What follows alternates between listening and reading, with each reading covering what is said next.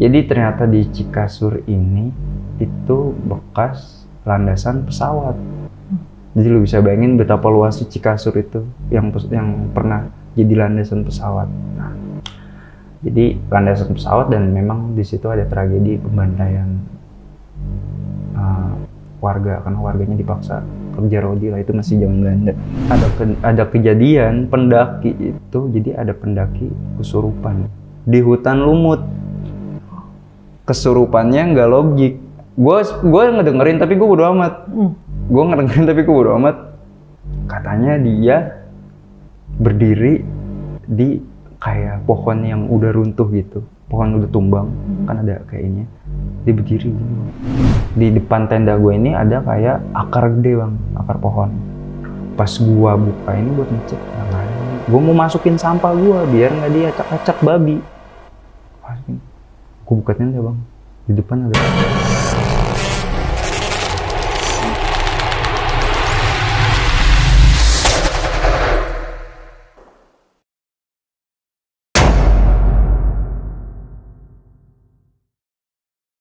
Assalamualaikum warahmatullahi wabarakatuh. Selamat datang di Narasi Misteri. Balik lagi sama gue Randy Mulya. Dan di Narasi Misteri kita akan menceritakan kisah-kisah pengalaman pribadi di luar nalar pada orang-orang di luar sana dan kita datangkan ke sini. Nah, kali ini gue udah kedatangan salah seorang narasumber yang punya pengalaman gak masuk akal di salah satu pendakian gunungnya di Gunung Argopuro, yang mana itu terletak di daerah Jawa Timur. Kita langsung aja ngobrol sama narasumbernya. Halo Bang Wawan. Halo. Bang. Sehat Bang ya? Sehat. Nah, gue kan sedikit denger kisi-kisi pendakian lo nih Bang. Ini pendakian lo terjadi di tahun 2019, tepatnya di bulan Desember, di tanggal 30. Gue start pendakian tanggal 30, gue berangkat dari Bekasi tanggal 28 Desember. Oh, berarti pendakian tahun baru ya? Pas tahun baru. Jadi gue tahun baru tuh di gunung kebetulan. Oh, ini tahun baru 2020. Tahun baru 2020. Yang di Jakarta, di Jabodetabek itu banjir di mana-mana ya? Gua kaget sih pas gua turun dengar kabar kalau Jabodetabek banjir bandang. Iya, tenggelam tuh tahun itu ya. Iya. Nah, boleh sedikit kasih kisi-kisi ke teman-teman gak nih tentang apa sih yang terjadi di situ? Sedikit aja. Jadi itu tuh sebenarnya pendakian gue ternekat yang pernah gue alamin sih, dan yang bikin gue sedikit rada kapok buat mendaki ke situ sih. Yang hal-hal gaib yang biasanya gue cuekin, tapi ternyata di situ gue ngerasain bener-bener auranya, bener-bener gue diganggu oleh sosok-sosok misterius itu sih. Berarti lo sebelumnya nih kalau bisa dibilang cuek banget sama hal-hal mistis ya? Iya, gue pribadi sih lebih ke emang gue bukan basic sih, emang gue nih ya logic person lah. Gue lebih mikirin badan gue masih kuat jalan apa enggak daripada mikirin hal-hal gitu, karena kan kadang rasa capek gue tuh selalu ke distract sama hal-hal yang metafisik kayak gitu sih. Dan di gunung ini akhirnya gue ternyata ada selain itu. Tahan dulu ceritanya Bang. Nah, buat teman-teman yang mau tahu kejadian apa yang terjadi di Gunung Argopuro yang dialami Abang Wawan, lo tonton video ini sampai habis, jangan di skip. Lo bisa skip aja iklannya, tonton video sampai habis. Dan di sepanjang video ini akan ada artwork-artwork yang digambarkan langsung oleh timnya Narasi Misteri tentang sosok-sosok apa aja yang dilihat sama narasumber kita di sana. Dan jangan lupa follow akun TikTok Narasi Misteri karena di sana ada konten-konten yang berbeda dari YouTube dan Instagram. Buat kalian yang punya pengalaman juga, kalian bisa ceritain di Narasi Misteri, tinggal DM ke Instagram Narasi Misteri atau klik link yang ada di deskripsi. Ya udah, kita nggak usah lama-lama lagi, kita langsung masuk ke ceritanya. Karena di dunia ini bukan cuma kita yang nempatin.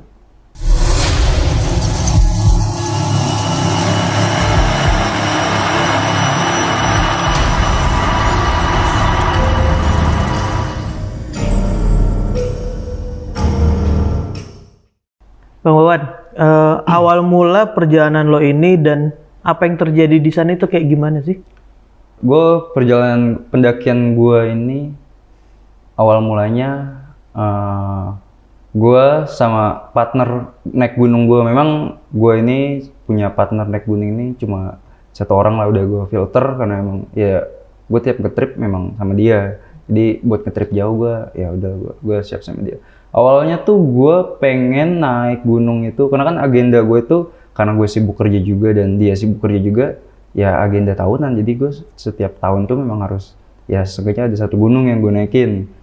Awal mula tuh gue mau ke Gunung Lawu dan memang gue mesen tiket itu tadinya mau ke Lawu, akhirnya udah mau mesen, udahlah tanggung lah Argopuro aja lah, Argopuro bener nih deal-dealan gue. Akhirnya ya udahlah gue ke Argopuro lah, gue langsung mesen tiket bis itu, gue naik bis itu waktu itu tujuan dari Jakarta ke Probolinggo.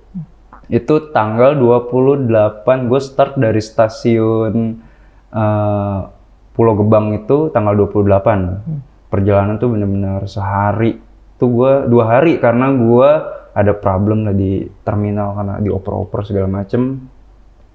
Perjalanan cukup parah sih karena kayaknya itu yang bikin gue kapok juga naik bis. Akhirnya gue itu mulai sampai Probolinggo itu tanggal 30. Gue sampai Probolinggo tanggal 30. Gue pendakian berdua itu dibilang pendakian nekat ya nekat. Karena emang gue tuh pribadi yang dibilang gue tuh pengen sekalinya naik tapi ada ceritanya gitu bang. Kayak lebih ke idealis gue emang tinggi banget kalau masalah naik gunung. Gue nggak mau naik gunung yang udah biasa dinaikin orang-orang. Akhirnya gue putusin buat nekat ke Argopuro yang memang gue cuma search sedikit di Google kayak gimana Argopuro treknya, perjalanannya gimana. Emang Argopuro kan dikenal dengan gunung trek paling panjang sepulau Jawa ya. Akhirnya wah kali biar tahun ini gue punya cerita di Argopuro lah. Dengan gue bilang nekat karena apa? Karena gue tidak bawa perlengkapan yang memadai. Jadi tuh gue naik gunung itu memang niatnya mau have fun aja. Mungkin kan kalau gue bisa nyari perlengkapan di base camp. Biasanya kan base camp banyak yang nyewa-nyewa alat gitu ya. Kebetulan di Lawu yang target gue naik gunung pertama tuh memang ada di situ. Gue cuma bawa tenda single layer. Cuma tenda doang, frame-nya kelihatan di luar. Gue nggak bawa plus sheet. Gue nggak bawa sleeping bag. Gue bawa bed cover. Yang kalau kena dingin malah ikut dingin, bukannya anget. Gue bawa bed cover. Gue bawa kompor portable tapi yang tenteng, yang makan tempat banget. Nah itu absurd sih, dibilang absurd. Makanya gue bilang nih pendakian gue bunuh diri sih di gunung kalau dibilang. Karena memang perlengkapan yang gue bawa tuh memang nggak memadai dan memang nggak proper lah, nggak siap ya. Padahal ini bukan pendakian pertama gue, tapi memang gue sedikit rada ngehe dan ngeremehin. Akhirnya gue sampai terminal Probolinggo itu terminal Probolinggo. Niatnya sambil nyari barengan, karena gue nggak ketemu barengan. Adalah pendaki. Wah ternyata pendaki turun. Itu pendaki rombongan dari Cikarang. Gue nemu rombongan pendaki dari Cikarang pas gue lagi belanja logistik di Indomart. Bang turun dia. Terus akhirnya gue sharing lah, bang jalurnya gimana di sono. Karena gue buta banget nih, track base campnya apa aja, posnya apa aja gue nggak tahu. Gue search di jalan juga kurang jelas. Estimasi di mana, ngecampnya di mana aja gue nggak tahu ya. Gue harus ngecamp di mana aja. Harus nguber sampai ini gimana, dan kawan gue pun dikejar libur juga. Dia kebetulan kerja di PT dan memang gimana caranya tanggal sekian harus sampai Bekasi biar nggak ini, makanya masuk kerja lagi ya. Akhirnya gue sharing sama anak Cikarang, dijelasin lah sama dia. Hari pertama lu camp di sini, hari kedua di sini, sampai akhirnya gue kepikir, bang kompor lu bisa minjem gak bang? Daripada gue nenteng kompor gede kayak gini kan. Awalnya dia sempat ini sih, kan akhirnya gue yakinin lagi karena temen gue kebetulan kerja di Cikarang juga di PT, bang dia juga sama-sama kerja di Cikarang, bla bla bla. Akhirnya gue dipinjemin lah kompor portable yang kecil biar masuk carrier. kompor tenteng gue dia bawa ke Cikarang, Bang. Nanti kalau udah sampai kita callingan aja lah, kita biar nukernya gampang. Oke aman bro, gini lu hati-hati aja. Dia nggak treknya ini hujan gak Bang? Enggak kok, nggak hujan, gue kena hujan cuma sehari doang, dia bilang kayak gitu. Oh ya udah, gue sharing, oh iya oke. Akhirnya gue udah mateng lah. Ya udah, gue udah bikin ininya, listnya, gue harus gimana, base camp di mana aja. Oke.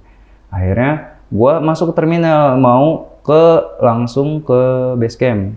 Gue sampai naik bis, ternyata ada rombongan juga. Mau kemana Bang? Mau naik juga Argopuro. Yaudah ya bareng.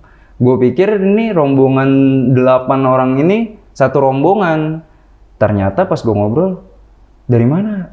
Oh dari Kerawang. Satu lagi, enggak ini gue bukan satu rombongan. Lah, oh ternyata mereka ketemu di masing-masing tempat. Ada yang 2 orang dari Malang, ada yang 3 orang dari Jogja, dan ada yang 2 orang lagi dari Kerawang. Akhirnya oh ya udahlah bareng aja, ya udah bareng akhirnya. Dan kebetulan yang dari Malang ini dia udah pernah ke Argopuro sebelumnya, jadi gue sedikit lega dan plong lah, karena ya udahlah gue tenang lah, ada yang udah pernah, ada yang udah pernah naik kargo, dan gue juga udah nggak musingin gue harus naik apa lagi. Akhirnya gue naik bis itu sampai bawah kaki gunung, itu belum sampai base camp. Abis itu gue naik pick up, ada kenalan juga dia orang base camp orang base camp Baderannya. Dia sih anak-anak nyebutnya bocah Argopuro. Dia emang yang jaga di base camp Baderan. Oh. Namanya dipanggilnya bocah Argopuro ya. Dia porter juga di situ. Akhirnya gue naik pick up abis turun bis, gue naik pick up langsung ke Baderan. Sampai Baderan gue itu malam sekitar jam 8-an. Gue udah benar-benar capek di bis. Akhirnya gue tidur lah langsung, tidur ya. Mereka biasa pada ngopi, ngobrol karena emang si teman gue yang dari Malang ini udah kenal sama si bocah Argopuro ini. Akhirnya mereka ngobrol. Ada satu cerita bocah Argopuro ini nyeritain ke anak-anak, dan gue dengernya pun sambil tidur, sambil ngantukin mata, sambil main handphone. Gue nggak ngikut nimbrung lah, anak-anak lagi pada nimbrung nih, temen gue nimbrung. Belum lama ada kejadian pendaki itu, jadi ada pendaki kesurupan di hutan lumut. Kesurupannya nggak logik. Gue ngedengerin tapi gue bodo amat. Katanya dia berdiri di kayak pohon yang udah runtuh gitu, pohon udah tumbang, kan ada kayaknya.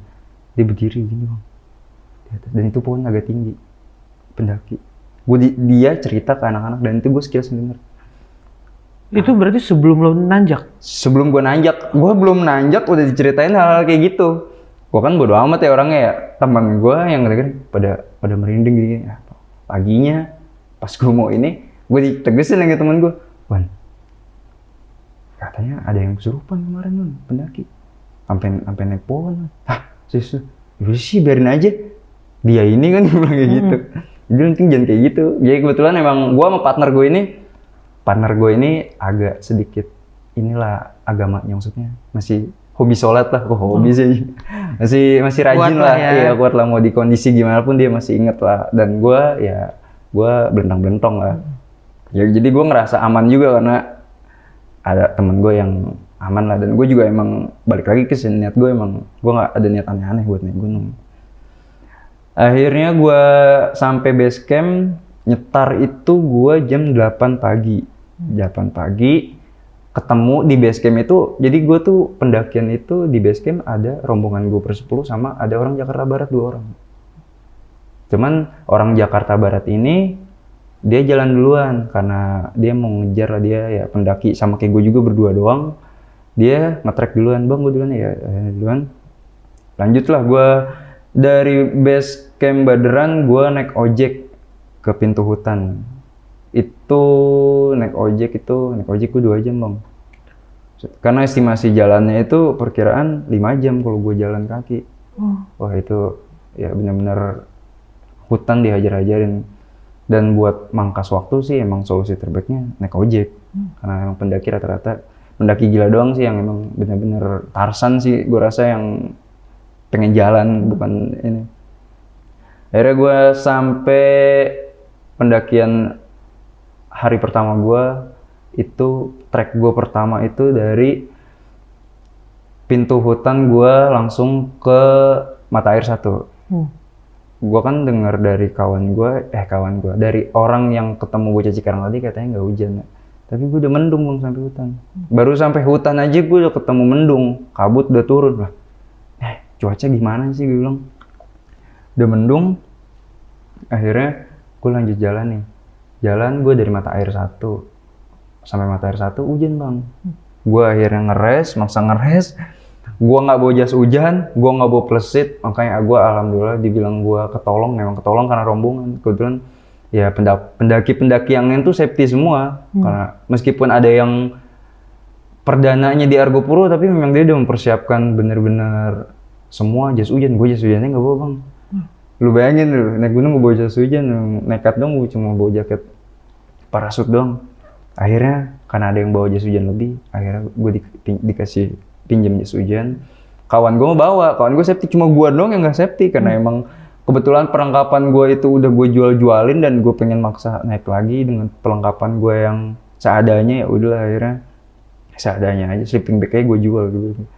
Akhirnya gue dipinjemin lah, gue neduh dulu di mata air 1. Hujan gak berhenti itu, bener-bener sederesnya, bener-bener sekenceng-kencengnya hujan. Akhirnya udah mulai rintik, tapi deras lagi. Karena gue pikir, wah ini gak bakal ada selesainya hujan. Akhirnya gue lanjut ngegas dari mata air 1 sampai mata air 2 itu dengan kondisi hujan-hujanan. Akhirnya setelah gue jalan mata air 1 ke mata air 2, gak ke Uber juga karena keburu sore. Akhirnya mutusin buat nyari lahan buat ngecamp. Dapatlah lahan buat ngecamp. Sekitar dari 10 rombongan itu gue ngecamp 4 tenda. Gue sama kawan gue itu awalnya di situ masih aman-aman aja, nggak ada apa-apa ya, karena memang masih gue juga nggak ada pikiran yang aneh-aneh, karena pikiran gue karena gue nggak safety aja sih, itu yang ada di pikiran gue, apakah gue bisa tidur, apakah gue masih bisa jalan. Gue di tenda bagi-bagi tugas, gue bagian masak nasi, yang lain lauk segala macam. Karena kebetulan stok beras gue banyak banget, gue lebih baik bawa beras daripada bawa lauknya. Akhirnya gue santai. Pas rehat malam pertama di mata air 2 itu,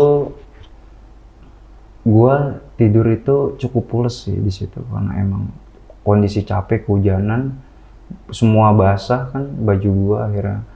Akhirnya pagi lah, langsung gue jemur-jemur. Kebetulan paginya gue dikasih matahari. Gue pagi dikasih matahari, langsung jemur semuanya, jas hujan semua, plesit semua dijemurin, celana pakaian yang semalam kehujanan dijemurin. Lanjutlah gue ngetrek dari mata air 2 ke Cikasur. Itu benar-benar gue itu nggak nemuin hutan, itu emang masih hutan belantara ya. Pokoknya targetnya tuh kalau misalnya udah ketemu Sabana itu udah mau deket ke Cikasur lah. Akhirnya dari itu perjalanan gak ada hujan nih, cuaca masih mendung, masih bener-bener berkompromi lah sama rombongan. Jalan, sampailah Sabana. Wah, euforia anak-anak, langsung seneng, bener-bener digenjor pohon semuanya, hutan, temu Sabana. Weh, masuk Sabana, pada seneng semua, pada langsung foto-foto berisik. Nggak lama kemudian, 2 menit kemudian langsung kabut. Tutup. Jadi kata yang pernah ke situ, memang ketika kita di Sabana ini nggak boleh berisik. Oke. Dan itu real. Gue diceritain pas kabutnya gelap, jangan berisik nanti kabut. Karena anak-anak kayak ada yang perdana juga, dan gue pun baru ke situ juga dan belum pernah nemuin Sabana yang secantik ini kan. Bener-bener Sabana hamparan luas. Akhirnya senyap, anak-anak senyap. 5 menit kemudian bersih lagi. Kabut nih, bener-bener kabut bang, gelap. Kebuka lagi kabutnya? Kebuka lagi 5 menit kemudian. Anak-anak kening di bawah pohon langsung. Kalau mau foto-foto, tapi jangan pada berisik. Setelah ini, cuaca tadinya aman-aman bang. Tiba-tiba langsung hujan lagi. Dari situ, wah, nih kenapa nih kok hujan terus ya? Padahal kata yang pendaki sebelumnya gue ketemu di terminal itu, dia cuma diajar gini cuma sehari doang, sisanya cuacanya bagus. Kenapa pas gue kena hujan terus ya? Jadi gue kayak nggak bisa nikmatin alam gitu, gue malah kayak dikejar diburu-buru biar gue sampai dan ngecamp, karena emang kalau hujan-hujanan kan nggak banget ya. Akhirnya gue lanjut lah nguber ke Cikasur. Cikasur perjalanan itu sekitar 3 jam lah dari mata air 2 ke Cikasur. Akhirnya gue sampailah di Cikasur. Jadi gue di Cikasur itu jam 5 sore udah mau gelap, makanya anak-anak buru-buru masang tenda dalam kondisi hujan tuh, bener-bener masih deras-derasnya hujan. Bener masang tenda segala macem. Di situ masih gue bener-bener fokus, gue yang penting tempat tidur gue nyaman, karena memang gue bener-bener perang sama hujan. Tas gue yang udah basah, cover bag ya kan tetap aja basah karena emang hujannya gila-gilaan. Akhirnya gue berhasil bangun tenda gue sendiri, dan jadi gue tuh sebenarnya memang rombongan bang, tapi tetap aja pada individual semua. Jadi karena memang mereka sama temennya aja, dan gue pun ya udah gue ngurusin tempat tidur gue sama teman gue. Karena rombongan ketemu di jalan ya? Iya, karena rombongan ketemu di jalan, jadi ya tetap aja masing-masing. Karena kita paling gabungnya pas lagi masak doang segala macem, sama diporterin sama orang yang udah pernah ke Argopuro ini. Akhirnya pas gue habis bangun tenda, makan lah malam itu. Itu malam kedua gue di Cikasur. Jadi di Cikasur itu ada namanya selada air, itu memang bisa dimakan bang. Jadi gue ngambil selada air di sungainya, di mata airnya. Ya gitu, jadi bisa diolah ya. Rasanya kayak kangkung sih gitu. Gue awalnya masih have fun, nikmatin malamnya. Kebetulan malamnya tuh pas agak malaman hujan langsung berhenti. Wah, gue bener-bener bisa tidur lah ibaratnya. Makan juga enak, masih bisa makan bareng-bareng. Akhirnya gue tidur, semua mutusin buat istirahat, siapin tenaga buat besok. Nah, di malam ini, di Cikasur ini, gue kan sebelumnya pas di bis itu, gue sempet research dulu mitosnya apanya, meskipun gue yang nggak terlalu peduli, bukan nggak terlalu peduli sih, maksudnya gue juga nggak terlalu mikirin, tapi kan gue research juga takutnya kenapa-kenapa. Jadi ternyata di Cikasur ini itu bekas landasan pesawat. Jadi lu bisa bayangin betapa luasnya Cikasur itu yang pernah jadi landasan pesawat. Nah, jadi landasan pesawat, dan memang di situ ada tragedi pembantaian warga, karena warganya dipaksa kerja rodi lah, itu masih zaman Belanda. Itu ada tragedi di situ, pembantaian warga yang dipaksa buat ngebangun landasan. Udah itu, jadi ya udahlah, gua sempet ya udahlah, gua fokus aja, gua mau tidur ya kan. Pas gua tidur malam-malam di tenda, gua tidur berdua sama temen gue ya udahlah, udah hilang, udah pules. Gua orangnya bener-bener gelisah bang, karena emang posisi dingin, gak ada sleeping bag, gue cuma pakai selimut doang, bed cover. Wah, nggak bisa gue kayak gini, jaket udah double segala macem. Malam nggak hujan tapi anginnya dahsyat banget. Gua itu ingat tenda gua ada yang gerusak-gerusuk di depan. Gua pikiran gua antara macan, kalau nggak babi. Teman gua tidur, gua bangunin nggak enak. Ya udahlah, kan gua memang standby parang lah ya buat pegangan gua kalau ada yang hewan atau gimana kan, gua udah standby aja. Kusuk-kusuk, makin jelas. Gue duduk bang, gue dari rebahan yang nggak bisa tidur. Wah ini apaan nih? Gue ngomong kawan gue, men. Kusuk. Memang salahnya gue naro sisa makanan gue di depan. Jadi memang ya udah, anjing nih gara-gara bekas makan gue kayaknya nih di depan nih, samperin babi nih. Kusuk. Ntar rawatin habis itu. Saat pas gua udah agak heningan itu sekitar, itu agak lama bang, gresek-gresek gitu. Ini hewan. Pas gua udah hening nih. Pas gua buka tenda buat ngecek bang, posisinya tenda anak-anak, jadi tenda gua di sini, tenda yang lain tuh agak jauh jaraknya. Emang gua agak dapet lahan yang agak jauh dari tenda anak-anak. Di depan tenda gua ini ada kayak akar gede bang, akar pohon. Pas gua buka ini buat ngecek, udah nggak ada kali. Gua mau masukin sampah gua biar nggak diacak-acak babi. Masukin. Gua buka tenda bang, di depan ada orang duduk di akar itu. Anjing merinding gua. Gua jadi keinget lagi sosoknya, bener-bener. Gua buka tenda, gua ngeliat, pas gua ngeliat ke situ, orang duduk begini. Seret masukin ini sampah langsung gitu. Gua mau ngomong lagi, temen gua masih pulas tidur. Gua mau cerita gimana ya, dia tidur kasihan. Gua kan kayak, gua orangnya bener-bener sama gitu tuh agak-agak kurang percaya juga, bukan kurang percaya sih, gua nggak mikirin orang bener-bener. Tapi ini gue liat anjing itu apaan? Gue ngeliatnya kayak cuma siluet doang hitam, karena kan tenda yang lain udah pada gelap ya. Nih, bayangan hitam yang lagi duduk di akar depan tenda gue. Jaraknya kayak agak jauh lah, cuman itu bener-bener posisi depan tenda gue. Itu apaan ya? Gue dari situ nggak mikir, langsung sampah gue tidur, gue lupain kejadian semalam. Gue nggak cerita, gue keep, bener-bener gue keep. Ini kapan nih, kenapa ini? Apa anak-anak ya? Masa iya anak-anak, orang anak-anak udah pada sepi, udah pada tidur. Dari tenda depan emang bener-bener udah hening, udah pada tidur semua. Masih ada yang hai, cuman ya senyap aja gitu. Akhirnya pagi lah. Gue itu tidur itu baru bisa tidur itu jam 4 pagi. Jam 4 pagi. Udah, akhirnya gue bener-bener gue nggak tenang itu, gue ngapain itu apaan ya? Dan yang gue pikirin tuh di dalam tenda, itu sosok masih ada di depan tenda gue. Gue mau ngelokit lagi, tapi gue bener-bener kayak orang aja gini bang duduk. Postur kayak agak kurus gitu. Pokoknya posturnya agak kurus. Normal aja, kayak orang normal, tapi dia agak kurus.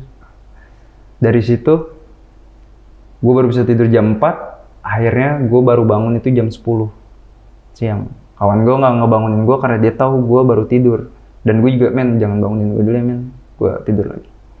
Gue bangun tuh, anak-anak udah pada foto-foto lah, udah pada, karena emang gue dikasih paginya itu bagus cuacanya, cuman agak mendung, tapi nggak hujan.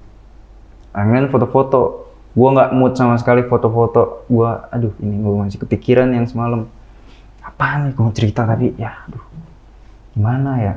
Kawan gue juga ngeri, scare juga. Kawan gue kan agak penakut juga ya.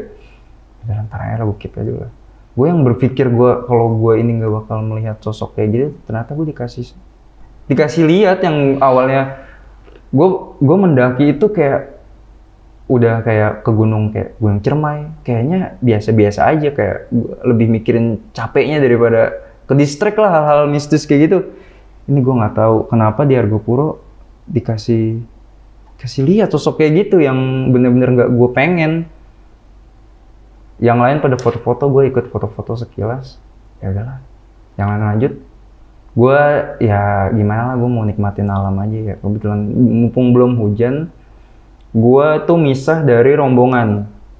Gue nyari lahan yang agak, gue gelar matras, gue di situ rebahan loh, sambil nikmatin ya luasnya sabana Cikasur tuh yang cantik banget sih, yang bener-bener hutannya tuh masih asri banget, yang masih ada burung merak yang terbang gitu, bener-bener merak tuh masih ada di situ. Ketemu lu? Ada merak, dan anak-anak juga pada foto-foto merak yang bener lagi mekar itu ada bang. Cuman ya agak jauh, jaraknya kenang jauh banget. Gue lagi santai-santainya, gue setel lagu ya selayaknya kayak anak-anak senja lah gitu, anjay. Gue sambil gelar matras, gue sambil nyender di batang pohon, gue nikmatin. Gue tuh bener-bener mau nikmatin alam banget lah. Dokumentasi masih cukupnya aja. Gue sambil bengong ngeliat ujung, itu kan kayak jaraknya kan jauh banget bang. Dari ujung gue ngeliat kayak ada orang jalan bang, lusuh, bener-bener orang jalan lusuh, dan dia itu pakai baju kayak baju adat Jawa gitu, baju surjan atau baju lurik gitu. Iya, lurik gitulah. Itu orang, jadi jarak memang jauh bang. Gue positifnya warga lagi nyari rumput lah, tapi jalan aja gitu santai. Kayak ini semak-semak, ini kan jaraknya memang jauh ya, gue agak jauh, jadi emang kecil banget dari ujung. Jauh jalan, terus dia kayak balik lagi ke semak-semak itu. Dan dia berhentinya tuh agak lama gitu jalan. Terus balik lagi. Gue nanya lah sama orang yang udah ngedaki di situ, sama yang senior gue di situ lah yang lebih. Bang, gue ngeliat orang gini, emang warga apa? Ada ini.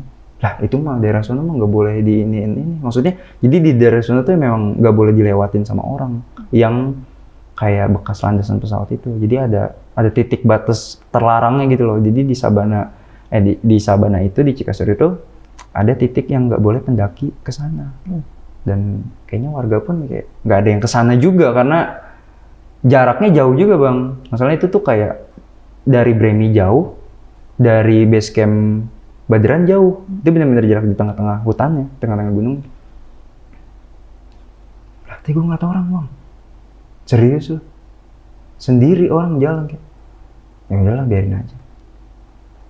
Si yang gue nanya ke dia ini, mungkin dia udah paham karena dia udah pernah kesini dengan yang tragedi pembantaian itu. Dia udah paham. Mungkin yang gue lihat itu kali. Ya udahlah biarin.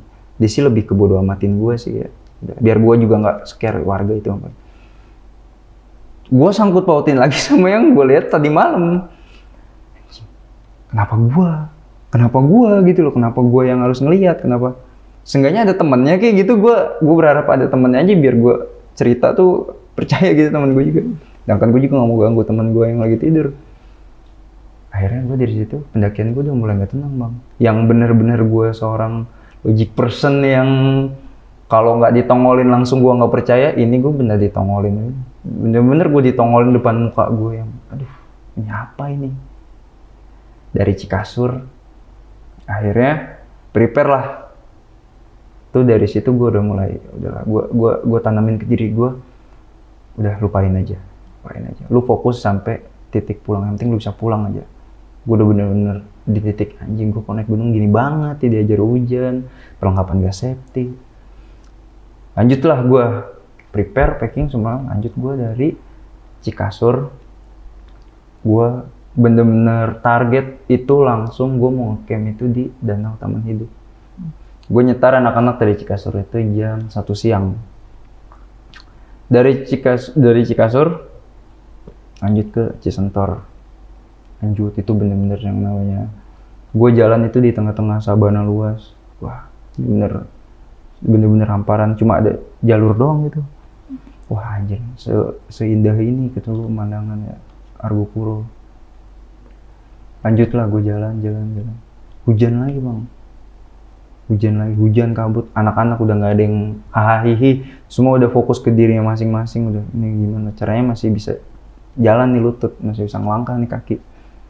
Jalan. Akhirnya karena gue gak keburu waktunya, itu keburu malam, gue akhirnya mutusin anak-anak tuh ya udahlah ngecamp di Rawambik aja dulu karena nggak bakal ke Uber lah. Nanti Rawambik paginya langsung puncak. Gimana caranya sepagi mungkin kita bangun. Sepagi-paginya tetap aja ya jam 10 lah pada ngaret karena emang kecapean, malamnya kehujanan ya. Gue lanjut paginya itu jam 10 start dari Rawambik, nguber puncak nih. Ke puncak akhirnya gue sampailah di pertigaan ini. Jadi itu di situ tuh memang banyak orang keliru bang. Jadi itu kayak Rawambik itu ada kayak pertigaan di mana orang-orang rata-rata kesasar tuh karena dia sama luas. Jadi puncak Argopuro ke sini ada, sedangkan di sini ada jalur lagi. Pelangnya pun nggak jelas karena memang rata-rata banyak pendaki kesasar tuh di situ, banyak kasusnya juga. Ya udah akhirnya gue sampai situ, carrier gue taruh di pohon, anak-anak semua carrier. Akhirnya gue muncak, gue naik ke puncak Rengganis dulu. Gue naiklah ke puncak Rengganis. Pas gue sampai puncak tuh anak-anak masih hahi bang, tapi pas sampai puncak hawanya bener-bener kayak lu masuk ke beda dimensi gitu. Kayak pas sampai puncak, kok gini, dari udaranya tuh kayak gini, bau belerangnya juga bener-bener ya udah hening, anak-anak hening. Dan memang diwanti-wanti jangan berisik. Gue cuma ngomong doang ke kawahnya yang ada, gue nggak tahu itu kayak kuburan gitu apa monumen doang. Memang bener care gue foto-foto pun nggak mood. Akhirnya kawan gue pada foto-foto, ya udahlah gue turun lagi lah. Turun, gue langsung habis dari puncak Rengganis turun lagi. Lanjut gue mau naik ke puncak Argopuro. Akhirnya habis naik ke Rengganis turun, ambil care lagi. Sekalian nge-trek gue naik ke puncak Argopuro. Jadi kayak gini bang, nih gue naik ke puncak Argopuro, terus turun lagi baru naik ke puncak Hyang. Nah, pas gue mau naik ke puncak Argopuro, dihajar hujan lagi bang. Dihajar hujan lagi, oh kenapa nih hujan, kenapa hujan terus gitu. Akhirnya naiklah, udahlah gue itu bener-bener di posisi angin kenceng, hujan, semua basah, jas hujan, baju mah basah tetap aja kan. Gue naik ke puncak Argopuro, yang lain masih gue nggak tahu sih, emang gue salut fisiknya masih pada kuat-kuat banget. Gue ngerasa kayak apa gue di sini yang paling lemah apa gimana ya, apa gue kesambet apa gimana, ini kok gue kayak gak kuat gitu, kedinginan aja. Masih pada kuat gitu buat foto-foto gitu, sedangkan posisi udah hujan udah gini. Gue cuma berharap ngeringkuk dan anak-anak pada lama aja diem gitu. Ya udah didorong, dipush lagi buat lanjut jalan. Akhirnya maksain lah gue dari puncak Argopuro agak turun dikit, naik lagi puncak Hyang, puncak 3-nya. Nah, ini titik-titik terekstrimnya tuh jalur di sini bang. Jadi bener-bener gue melimpir bukit dan itu bener-bener habis kebakaran. Hutannya habis kebakaran, yang pohonnya pada gosong, pada tumbang, jalur ketutup sama batang.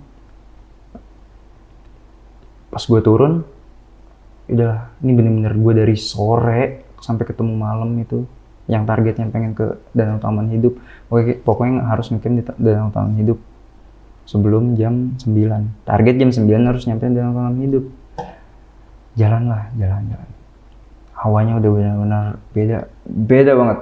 Temen gue yang di belakang, gue lebih ke gue yang nggak enak karena gue ngerasa kayak lemah banget gue bang. Gue mau banyak berhenti, tas gue beratnya anjing, sampah juga masuk tas gue, baju juga packingan udah nggak beraturan karena emang udah nggak bisa packing bener karena basah juga. Yang penting baju kering aja, yang penting baju kering aja. Logistik udah ampan-ampan, gue kayak bener-bener bawa sampah di tas gue. Jalan, hujan, bener-bener hujan. Oh, ini hujan tuh yang bener-bener deres, hujan angin.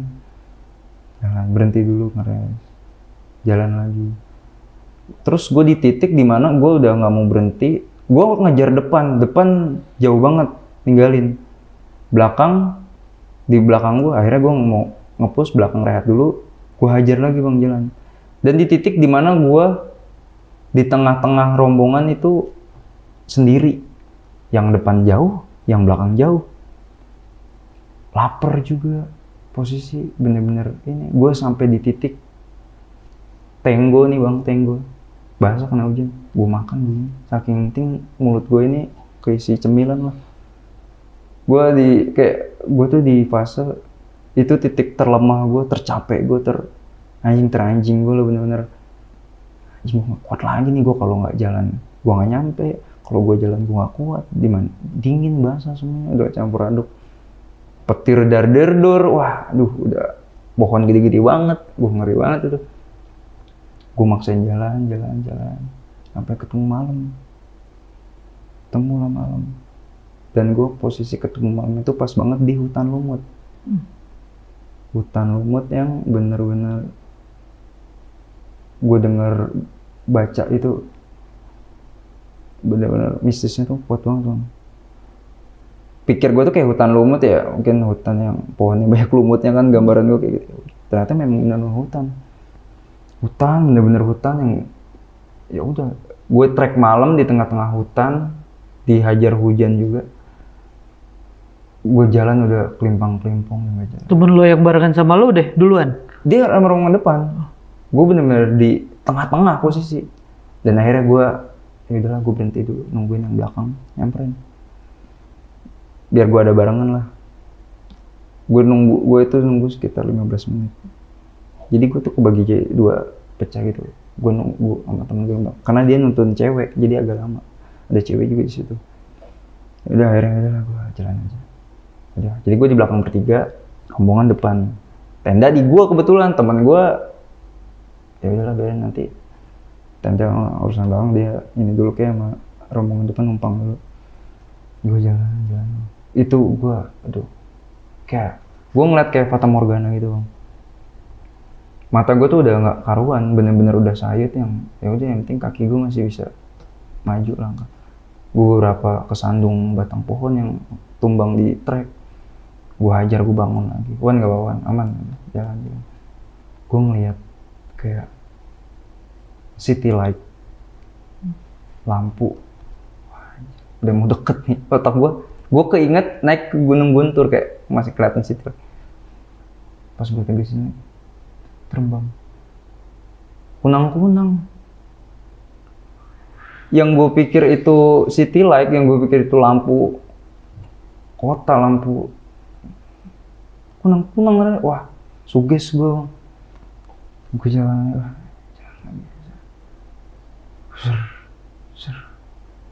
gue nggak tahu itu sosoknya apa. Gue kayak ngerasa kalau gue gambarin tuh kayak Casper lagi terbang, kayak hantu Casper. Serius gue nggak tahu ini suges, gue nggak tahu gue lagi bener-bener kondisi memang titik tercapai. Tapi itu jelas banget, kayak kalau di film-film tuh mungkin kayak yang arwah terbang gitu loh.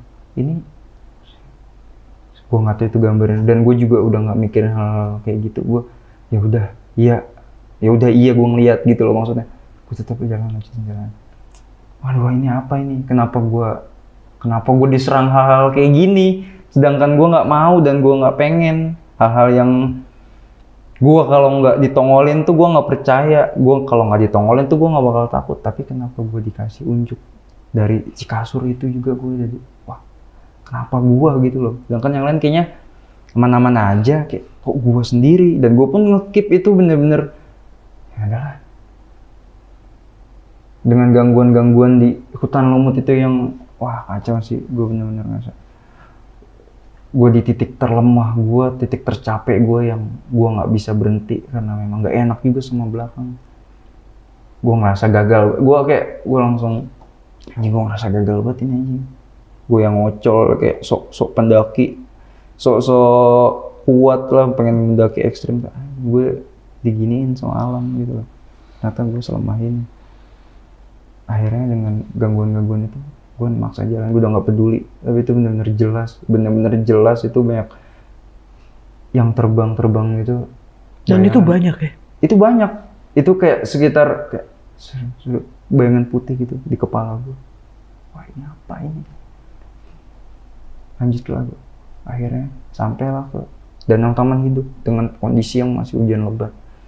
Gue nguatin diri gue bener-bener, yang gue takutin cuma hipo doang, udah itu aja, hipo aja. Kaki gue, jempol gue udah mati rasa semua, bener-bener udah basah semua, carrier berat, udah berat, basah juga 2 kali lipat langsung beratnya. Akhirnya teman gue udah nungguin, itu tenda udah pada jadi, rombongan depan. Akhirnya gue udah, bantuin gue masang tenda. Ayo. Kita bener-bener bikin rumah kita nih biar kita bisa tidur. Gue di Danau Taman Hidup itu bener-bener gue nggak peduli gue hujan-hujanan, gue nggak peduli bahasa, semua yang penting tenda gue berdiri dan gue bisa tidur. Gue pasang plesit segala macam, bener-bener karena gue bakalan sampai siang karena ini malam terakhir gue di gunung. Ya udahlah, gue senyaman mungkin, basah dalam gue lapin, selimut gue buat alas, nyerep lah semua. Gue tebelin lagi double matras. Meskipun gue tidur cuma pakai jaket doang, nggak pakai sleeping bag. Akhirnya gue bener-bener tenda jadi, gue langsung tepar. Gue nggak ada apa-apa, gue tidur lah. Yang lain makan persetan sama makan anjing. Gue langsung tidurlah gue. Dan alhamdulillahnya paginya bener-bener gue dikasih cerah di Danau Taman Hidup. Nggak ada kabut, panasnya bener-bener mentereng. Kayak gue tuh nggak tahu ya, kayak gue bener-bener tiga malam itu dikasih hujan gede, dikasih badai, dikasih angin, tapi di paginya di Danau Taman Hidup gue dikasih panas bang. Cuacanya bener-bener bagus, yang danaunya itu luas, nggak ada kabut, nggak ada bendung, awan cerah, bener-bener awan cerah. kebuka tuh. Kebuka langsung pemandangan, dan nggak lagi pasang juga itu airnya. Jadi kan kalau misalnya lagi pasang tuh si jembatannya itu kan tenggelam karena kalau lagi pasang. Dan ini gue nggak ngertinya, padahal lagi badai hujan 3 hari 3 malam. Tapi kok pas paginya Jembatannya nggak tenggelam, dan memang lagi bagus-bagusnya akhirnya. Wah, kayak anugerah banget lah. Gue malamnya habis dihajar hujan, habis dihajar badai, paginya akhirnya udah kesempatannya buat ngeringin semuanya lah. Dan kenapa lo dikasihnya hari terakhir gitu? Nah, padahal kebutuhannya kemarin ya? Iya, kebutuhannya kayak kenapa nggak kemarin-kemarin cerahnya. Tapi ya udahlah, namanya alam, ada yang tahu.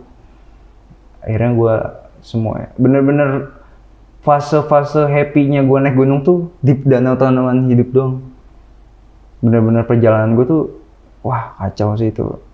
Udah gue digangguin sama hal gitu, udah cuacanya. Ya kalau gue bilang ini pendakian gue terkonyol sih bener-bener. Ya gue selalu berpikir, men, kita kalau nggak ketemu rombongan kita mati, men. Gue bener-bener negesin, iya men. Lu tahu kan kita nggak sesafety apa, lu tahu kan kita sesembrono apa, naik gunung Argopuro dengan perlengkapan seadanya, men, kita mati, men, kalau misalnya nggak ada rombongan ini. Kalau gue bener-bener thanks banget sama rombongan ini, bener-bener, wah, gue ngerasa ketolong banget lah. Akhirnya buat kayak syukuran kecil-kecilan lah, karena cuacanya bagus. Akhirnya gue makan bareng-bareng sama anak-anak. Bener-bener nggak ada hujan, nggak ada mendung, nggak ada kabut, matahari terang. Ya kita kayak selamatan kecil-kecilan lah. Bener-bener bersyukur kita udah dikasih nyampe ke Danau Tanaman Hidup dengan selamat gitu, meskipun ya banyak hal-hal gila sih. Kayak lu mah aman, gua ini yang ngerasain. Masih ibu cerita sih gak enak juga kan gue cerita. Dan lu juga belum turun. Nah, gue cerita di trek yang ada, nanti teman gue makin ini lagi cerita juga. Gue mau cerita ke rombongan lain, kayak gue nggak terlalu akrab juga, kayak nggak terlalu. Gue lebih ke rombongan yang lebih ngakrapin teman gue. Gue kayak dibilang malas bersosialisasi juga, memang lagi males, karena ya udah secukupnya aja, seadanya aja. Akhirnya gue dikasih cuaca bagus di Danau Tanaman Hidup, foto-foto banyak, dokumentasi segala macam. Lanjutlah gue balik dari Tanaman Hidup ke Bremi. Itu gue perjalanan dari, kan jadi finishnya itu di Bremi, jadi kan startnya di Badraan, finishnya di Bremi. Dari Danau Tanaman Hidup gue itu start packing itu dari jam 3 siang. Jam 3 siang itu perjalanan cuma sekitar 4 jam, 3 jam lah. Itu gue jalan dari Danau Tanaman Hidup masih aman-amannya, Bang. Tapi pas di hutan karetnya. Jadi itu ngelewatin hutan karet. Kayak, wah ini hutan karet ya. Iya, hutan karet yang tidak selesai-selesai. Gue mikir, ini hutan karet mulu, emang sejauh ini apa? Gue kan awam ya. Sedangkan pas turun itu udah masing-masing, Bang. Karena udah treknya udah kebuka, di hutan karet itu memang udah jalurnya tuh udah jelas, kayak udah ada coran gitulah. Jalurnya udah jelas. Jadi ya udah, gue mah santai aja jalan sama temen. Udah ketahuan ini jalurnya. Ya kan, ntar juga sampai. Akhirnya gue memutuskan untuk leha-leho aja sama temen gue di belakang. Ya udah, gue jalan jadi di hutan karet itu. Nah, rombongan udah jauh, Bang, jalan. Karena memang gue nyantai dulu, karena gue udah tahu estimasinya. Gue tanya, estimasi berapa jam? Yang 3 jam lah, kalau gue ngaret-ngaret ya 3 jam setengah.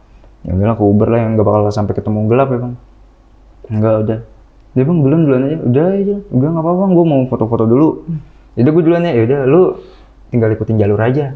Udahlah. Dan di situ juga udah mulai ada warga-warga yang ya petani-petani karet gitu, udah banyak. Gue sama kawan gue ya bikin dokumentasi kecil-kecilan lah, bikin video, bikin foto-foto. Memang agak buang-buang waktunya banyak banget sih gue situ. Jalan lah, akhirnya gue jalan. sejam pertama, 2 jam pertama, 3 jam, men, gua nggak nyampe men. Ini nggak ada rumah penduduk sama sekali, kok masih hutan karet aja. Ya udah men, rehat dulu men. 3 jam perjalanan tuh bang. Lanjut gue rehat dulu bentar. Terus itu jalan lagi, gue jalan lagi sejam, masih hutan karet juga. Gue masih dengar pesan katanya 3 jam. Ini gue udah 4 jam jalan tapi masih hutan karet aja. Perasaan gue juga berhenti sebentar doang. Ini kenapa? Gue bilang kayak gitu. Rumah warga pun belum kelihatan. Bener, ini posisi sore bang. Anjing, apa gue disasarin nih? Men, ini bener nggak sih jalan? Bener. Ini masih ada petunjuk arahnya gue. Akhirnya jalan. Akhirnya gue rehat, bener-bener. Gue nemuin sosok yang pakai baju Jawa tadi bang. Itu di balik kayak pohon karet itu, cuma pas gue lagi posisi rehat. Itu apaan? Gue masih berpikir logika, petani karet, kok bajunya sama gitu. Dan gue sempat berpikir, mungkin petani yang di Cikasur tadi ini orangnya karena pakai baju kejawen itu, baju Jawa itu. Baju lurik tadi. Baju lurik tadi. Iya ya. Tapi kok agak aneh ya. Itu gue cuma sendiri doang, maksudnya nggak cerita ke teman gue juga. Tadi ya. Jalan. Udah amat kan. Pas gue jalan, gue udah lupain jalan. Dia agak jauh gitu bang. Jadi di track dia agak di setau banget. Oh dia bukan di track? Bukan, jadi track itu gini, ini pohon bener-bener pohon karet yang tinggi-tinggi. Pohon karet kan tinggi-tinggi banget. Apain gue bilang kayak, ini warga, gue tuh bener-bener warga lagi panen karet, atau emang lagi ngecek kebun, apalah, berpikir kayak gitu. Tapi dia diem aja gitu loh, kayak diem di balik pohon. Wah, nggak beres nih, nggak beres. Posisi ini pohon, ini orangnya, gue di sini masih kelihatan belakangnya doang bang. Pas gue agak jalan lagi, sekujur sini hitam semua dari leher, kayak orang kebakar gitu. Ngibrit gue bang, teman gue kan di depan jalan. Men, ayo men cepetin lagi men, biar nyampe men. Gue dikasih lihat lagi sosok, ternyata memang yang gue lihat di Cikasur itu bukan orang mungkin. Wah, aduh udah dong, gue bilang udah, gue mau nyampe masih aja.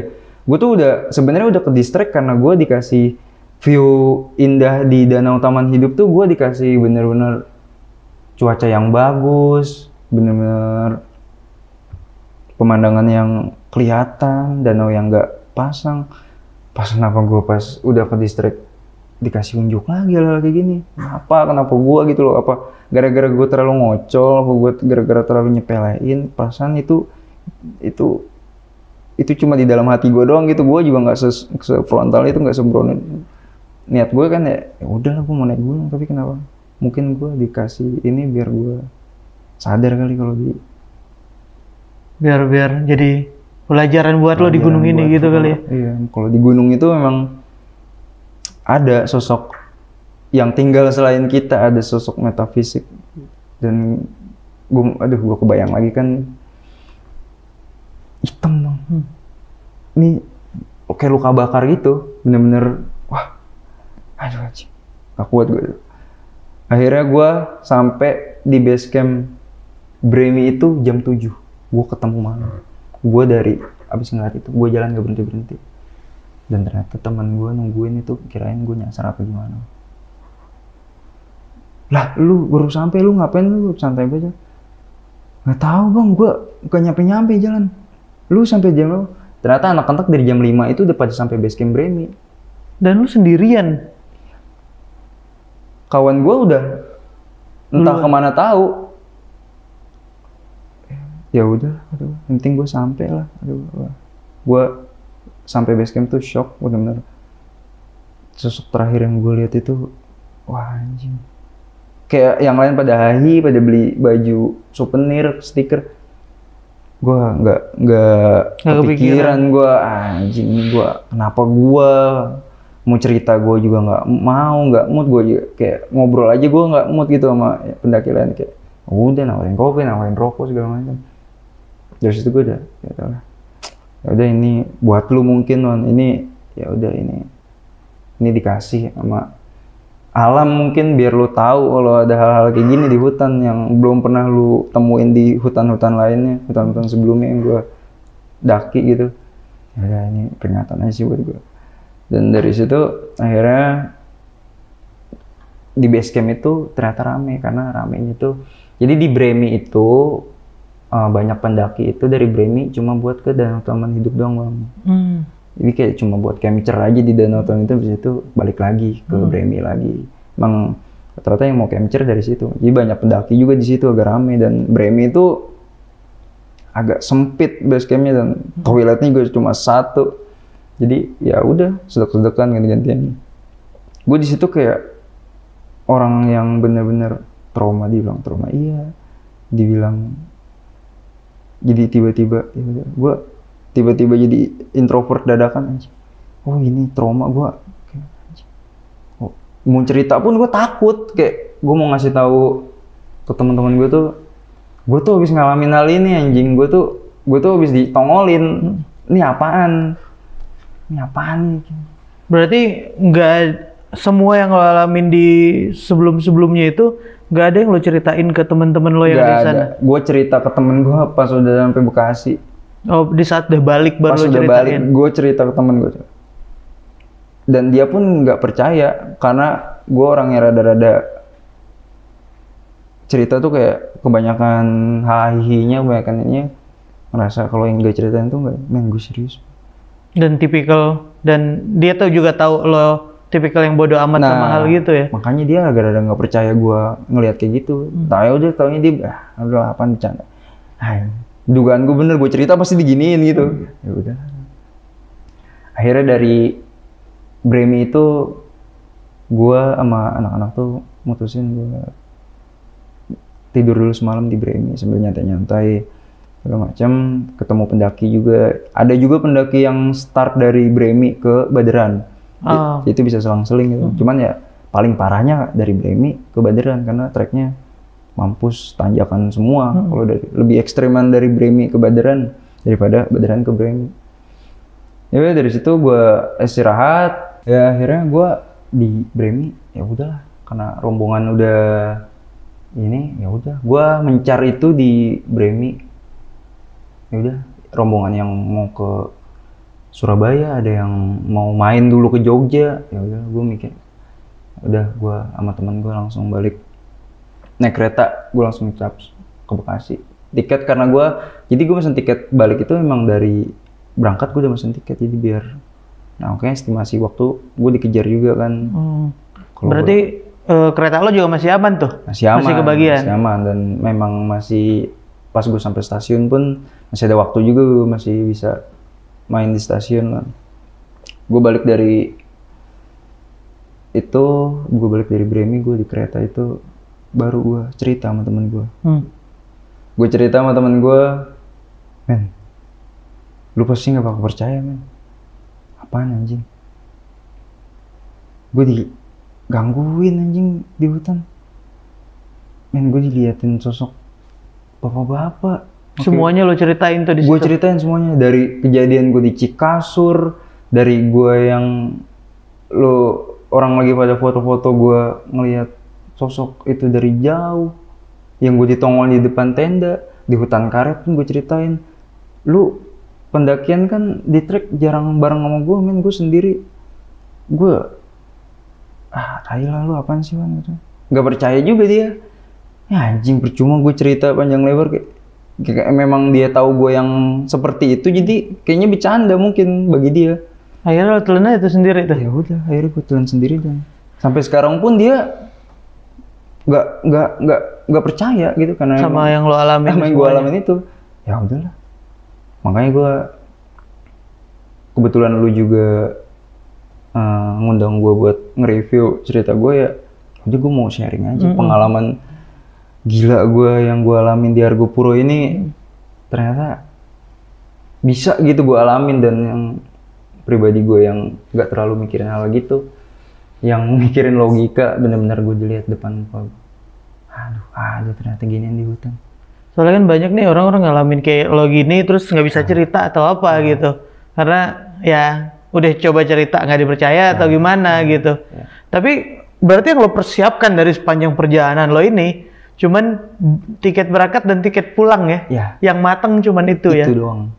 Karena yang di pikiran gue tuh, yang penting kawan gue bisa kerja pada waktunya, bisa sampai Bekasi pada waktunya. Oke, kenapa lo mesen tiket pulang juga sekalian? Karena ya itu ada konsekuensi yang harus ditanggung karena dia juga harus kerja. Iya. Jadinya ya udah paling lama segini udah nyampe stasiun dan pulang gitu. Karena emang ya tujuan mendaki apa sih? Pulang dengan selamat kan. Gue positif aja gue bisa balik lagi dengan selamat kan. Ya gue selamat.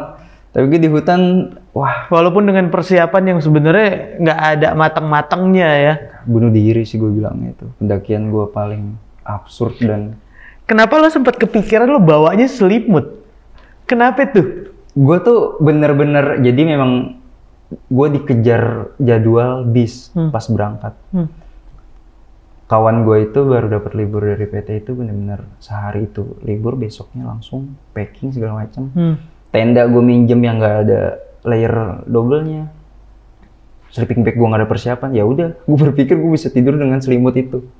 Nyatanya gue nggak tahu kalau itu selimut kena hawa dingin, ikut dingin juga. Ya. Jadi nggak ada nolong-nolongnya ya? Ada nolong-nolong. Udah bawanya berat. Bawa kompor portable yang untungnya itu gue ketemu sama Cikarang gitu. Kalau enggak itu gue nggak tahu nenteng-nenteng koper. Berarti kompornya tetap lo pulangin tuh ya? Gue pulangin ya. Gila itu gue nggak kebayang kalau gue nenteng-nenteng itu kompor sampai gunung, di gunung ke Bremi di hutan. Dimasukin tas makan tempat, diikat ke belakang makin gak jelas, nggak seimbang. Tenteng-tenteng, sedangkan gue megang trekking pole juga, jalanan licin segala macam. Ya ada gue lempar di trek nih.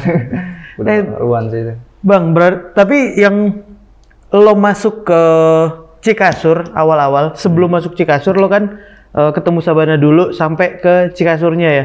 Nah, lo setelahnya lo pernah nyari tahu nggak tentang yang kabut dan berisik itu, selain kata-kata orang yang pernah naik di sana? Jadi gua itu benar-benar pas kabut itu diceritainnya kan, karena di Google nggak ada kayak lu kalau di Sabana nggak boleh berisik. Yang di Google kan kayak ada mitosnya doang, mitos di Rengganis dengan dayang-dayangnya, terus cerita di balik Cikasur itu bekas landasan ini dan pembantaian warga di situ karena kerja rodi gitu, dipaksa buat membangun landasan. Nggak ada, itu tuh karena dia sudah pernah ke situ dan pernah ngalamin mungkin. Jadi ceritanya pas kejadiannya itu terjadi, baru dia cerita. Pas berisik, gelap, kabut. Bener-bener kabut yang jarak pandangnya cuma segitu, tembok lah ya. Segitu bener-bener pendek ya. Akhirnya anak-anak udah senyap duduk. Clear lagi, hilang lagi. Itu sih itu real sih, karena nggak sekali dua kali. Itu terjadi ketika gue lagi di trek kan, anak-anak pada nyetel lagu di trek. Sempet-sempetnya nyetel lagu, jalan-jalan dihajar kabut lagi. Udah jangan ngelawan sama dan alam, gue bilang udah. Dan si sosok yang di depan tenda lo itu berawal dari Cikasur ya? Cikasur sih. Dengan historical Cikasur yang itu pembantaian dan lain-lain itu ya? Tempat pembantaian warga yang dipaksa buat ngebangun landasan terbang itu sama Belanda sih. Karena gua tuh notisnya pas pulang, apa mungkin ini sosok penampakan warga tersebut. Ditambah dia pakai lurik baju Jawa gitu. Nah, yang lebih ininya lagi, gue tuh nggak kepikiran kalau itu tuh korban landasan itu, korban pembantaian itu, karena gue baru riset setelah pulang. Jadi, wah, kayaknya ini gue dikasih tongol ini penampakan korban pembantaian ini kayaknya deh. Baru iya lagi. Gila sih. Itu. Dan iya, kalau ketemu sama korban pembantaian di sana dengan historical yang sama, ya pasti nyambunginnya ke sana ya, pasti mengaitkannya ke sana ya. dengan ya pembantaian warga lokal, dan yang lo lihat itu baju Jawa ya. Nggak tahu ini cuman sekedar cocokologi lo dengan kejadian yang sama yang lo alamin dan histori sana. Apa emang beneran itu sosoknya ya? Nggak ngerti sih. Pasti itu dia abstrak. Gue jadi keinget lagi sosoknya yang itu tahun 2019, Pak. Gue yang udah... Dan balik-balik lo kaget dong dengan kejadian yang di Jabodetabek ini ternyata segitu hebohnya, banjir, hujan. Itu pas sampai Bremi baru ngecek handphone, ngelihat WhatsApp, ngelihat Instagram, wah Jabodetabek banjir bandang. Dan kenapa Jabodetabek banjir bandang? Jadi gue nggak heran lagi gue kehujanan di gunung, bener-bener 4 malam gue di hutan itu, 5 hari 4 malam gue dihajar hujan itu. Karena di Jakarta orang-orang merasakan itu juga. Dan rumah gue pun tenggelam. Gila sih. Berarti lo nggak dibiarin kabur dari hujan dan banjir yang ada di rumah lo. Di sana lo juga kasih hujan. Dan gilanya lagi gue sampai Bekasi tuh jalanan udah sampah semua. Habis banjir. Ya itu kan banjir 2020 pergantian tahun itu kan berhari-hari. Tuh panjang tuh salah satu banjir yang panjang juga tuh. Bang Wawan, thank you ya udah mau cerita-cerita di Narasi Misteri. Thank you, Bang. Terima kasih banyak udah mau sharing apa yang lo alamin di Argopuro. Kapok berarti Argopuro? Wah, kalau dibilang kapok, gue enggak. Karena gue pernah sih penasaran, gue pengen kesana tapi dengan safety. Oh ya, dengan perjalanan yang lebih baik lah ya, yang semuanya dimatengin dulu, nggak kayak kemarin ya. Penyesalan gue sih bukan lebih ke ketemu sosoknya, tapi penyesalan gue kan next time gue naik gunung lagi, gue bakalan lebih safety lagi sih. Iya. Tapi setelah lo naik ke Argopuro, lo ada ngedaki gunung lagi udah ada? Terakhir gue pendakian gue ke Gunung Lawu. Oh, Lawu terakhir. Dan itu benar-benar aman gue. Itu aman, nggak ada masalah sama sekali. Nggak ada ini karena gue safety juga kan, dan gue juga lebih nggak tengil lagi sama hal kayak gitu. Dan ketika gue cari hal kayak gitu, ya kok nggak ada. Meskipun ada sedikit beberapa yang bikin gue ini, tapi oke, udah. Ya udah, gue udah pernah ini dikasih gini, udah jangan kasih gue lagi gitu loh. Udah, gue udah tahu, udah ya udah. Jadi pembelajaran buat lo sendiri itu ya, Gunung Argopuro tuh. Iya, Argopuro the best. Thank you ya Bang udah mau cerita-cerita di Narasi Misteri. Thank you Bang udah diundang. Nah buat teman-teman lo bisa tulis di kolom komentar gimana perjalanan yang dialamin sama Bang Wawan tadi. Dan Bang Wawan, lo boleh share IG lo atau gimana? Mau di-share? Apa tuh? IG gua WWANONE. Nah nanti kalian bisa tanya-tanya langsung sama yang dialamin ke IG-nya, lo bisa lihat IG-nya. Isinya pendakian semua lagi, nggak juga? Beberapa gua arsipin sih. Oh, diumpetin. Yeah. Oh, oke. Mungkin abis ini gua tongolin lagi. Nah, lo bisa tulis di kolom komentar, share juga sebanyak-banyaknya biar kita bisa terus menceritakan pengalaman-pengalaman orang yang ada di luar sana. Dan buat kalian yang punya pengalaman pribadi, kalian juga bisa ceritain di Narasi Misteri, tinggal DM ke Instagramnya Narasi Misteri atau klik link yang ada di deskripsi di bawah. Dan buat kalian jangan lupa follow akun TikTok Narasi Misteri karena di sana ada konten-konten yang berbeda dari YouTube dan Instagram. Ya udah kalau gitu Narasi Misteri pamit karena di dunia ini bukan cuman kita yang nempatin.